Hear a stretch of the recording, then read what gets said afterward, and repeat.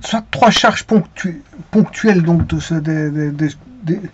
des champs coulombiens, parce que ce sont des charges ponctuelles, elles sont alignées et égales en valeur absolue. Donc elles sont EQA, c'est-à-dire que la valeur absolue, sans compter les signes, parce que Q est positif, en valeur absolue, QA vaut QB, qui vaut QC. En valeur absolue, elles sont égales, mais pas en signe. Parce qu'en signe, Q est positif, QB est positif, et QC est négatif. Alors, QC va avoir une influence sur QA et QB. Donc, comme elles sont de signes contraires, QAQC est de signes contraires, il y aura une force attractive entre A et C, et une force attractive entre B et C. Voilà. On va avoir aussi une force répulsive entre A et B, et une force attractive entre B et C. Donc là, c'est du répulsif entre A et B, de l'attractif entre A et C, de l'attractif entre B et C. Je vais recommencer. AB répulsif, BC attractif et AC attractif. Alors, qu'est-ce qu'on demande? Soit trois charges ponctuelles alignées égales, bon, effectivement, elles sont alignées. QA, QB, QC sont alignées, vous le voyez.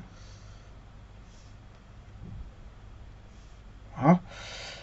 Égales en valeur absolue, je l'ai dit. Mais tel que QA et QB soient chargés positivement, on le voit, il est marqué de toute façon dans le dessin. Hein. Q+, QA+, QB+, QC-. Voilà, et QC négativement, voir ci-dessous, c'est le dessin. Sachant que l'intensité de la force avec laquelle A agit sur B, donc entre A et B, est de 3. La force est de 3 fois 10 exposant moins 2 newtons. Déterminer l'intensité de la force résultante agissant sur B. Alors, on regarde sur B. Hein. On regarde uniquement sur B. Donc la force, parce que on peut avoir on a toujours deux forces. Hein. L'action égale la réaction. L'une est sur A et l'une est sur B, mais ici on demande sur B.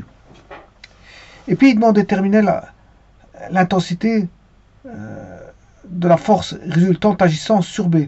Sachant que, qu'est-ce qui va agir sur B? Ben A. Alors là, c'est répulsif. De A vers B, enfin QA, QB sont répulsifs, plus. Mais qu'est-ce qui va agir sur B? C'est QC. Et plus moins, ils sont attractifs. Donc il y a le répulsif et l'attractif. Donc on aura deux forces. Hein. Il faut tenir compte des deux forces en B. Voilà, on a deux forces en B. Et il faut les additionner. Sachant que les distances ici, elles sont, voilà, elles passent de 6 cm à 2 cm. Ça veut dire que la force QA-QB, bon, en valeur absolue, QA égale QB égale QC, mais les distances ne sont pas les mêmes. 6, il y a une distance qui est 6 cm, l'autre 2 cm, elle est 3 fois plus petite. Donc celle qui est 3 fois plus petite aura une force 9 fois plus grande. 9 fois plus grande. Alors, la résolution, la voici. Alors, A agit sur B, je travaille tout sur B. Sachant que la force 3 fois 10 moins 2 newtons, QB vaut QC, mais il vaut aussi QA en valeur absolue. Et je mets les deux forces. Alors, la force qui agit sur A, c'est F. Hein. Elles sont répulsives. Vous voyez que j'ai mis deux forces opposées. Hein. C'est la loi de l'action et de la réaction. Mais je les mets en pointillé sur A parce qu'on n'a pas. Ça ne nous intéresse pas. Pour le calcul, ici, c'est pas intéressant. Il demande de calculer en B, pas en A. Donc là, c'est le point A. Là, c'est le point B. Bon, cette force-ci, c'est répulsif parce qu'on a du plus. Donc, ce qui va donner, voilà, cette force-là. Et cette force-là. En B. Bon. Donc, en B, vous voyez qu'il y a une première force qui agit due à la charge A sur B. Maintenant, j'ai la charge C qui agissent sur B. Et là, c'est attractif. Donc la force va aller dans ce sens-là. Et c'est ça que je vais calculer. Je vais faire la somme des deux forces-là. F de C sur B plus F. F de la charge C qui agit sur la charge B plus la force de A sur B. Alors la force de A sur B, c'est F1.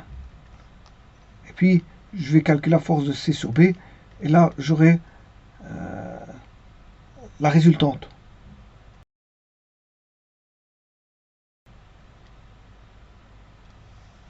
Et c'est ce que je fais ici. Alors, tout est qu'une question de 6 cm là de 2.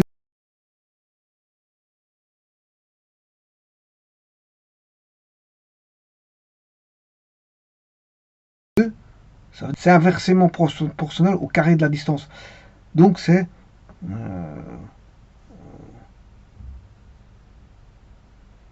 3 au carré, ce qui fait 9 fois F. F de CB vaut 9 fois F. Donc on aura 9 fois 3 fois 10 exposant moins 2, ce qui fait 27 fois 10 exposant moins 2. Mais comme les deux forces agissent dans le même sens, elles s'additionnent. Donc on aura 27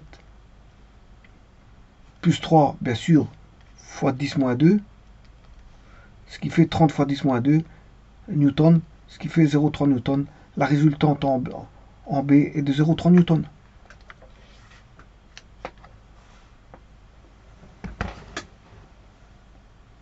Je vous remercie.